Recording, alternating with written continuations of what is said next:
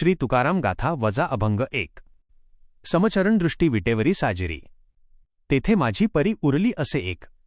नका दंतकथा सांगू कोणामज. एणे पंढरी राजविठ्ठल आम्हान 2. आपुली आपण करा सोडवण. संसार बंधन तोडा वेगी 3. तुका म्हणे आता नको वेळ लावू. धरा विठ्ठल पाऊ पाऊ पाऊ 4. अभंगाचा थोडक्यात अर्थ. या अभंगातून तुकाराम महाराज पांडुरंगाच्या रूपाचे वर्णन करत असतानाच भक्तीचा मार्ग किती महत्त्वाचा आहे हे सांगतात. विटेवरी साजिरी.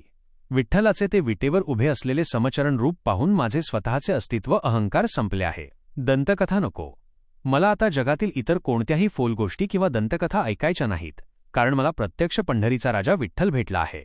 सोडवण करा. माणसाने स्वतःचे संसारपाश तोडून स्वतःची सुटका करून घेतली पाहिजे. वेळ नको लावू.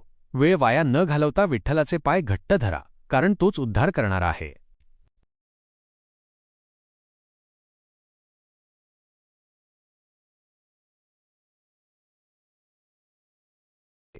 अभंग 2. विठ्ठल नामाचा रे निजध्यास. करावे ते खास सप्रेमळ एक.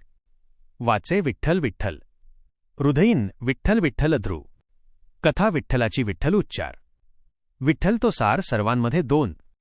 तुका म्हणे विठ्ठल आपुलेन जीवन. विठ्ठला वाचुनी 0. सर्व 3. थोडक्यात अर्थ. विठ्ठल नामाचा ध्यास. तुकाराम महाराज म्हणतात की माणसाने विठ्ठलाच्या नावाचा ध्यास घ्यावा आणि तो अत्यंत प्रेमाने व निष्ठेने घ्यावा. अखंड नामस्मरण. आपल्या बोलण्यात, वाचेत आणि आपल्या हृदयात केवळ विठ्ठलच असावा.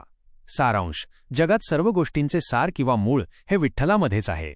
विठ्ठलाची कथा आणि त्याचा उच्चार हेच श्रेष्ठ कार्य आहे. जीवन आधार. तुकोबांच्या मते विठ्ठल हेच त्यांचे जीवन आहे. विठ्ठलाच्या नामाशिवाय हे जग आणि आयुष्य त्यांना शून्यासारखे निरर्थक वाटते.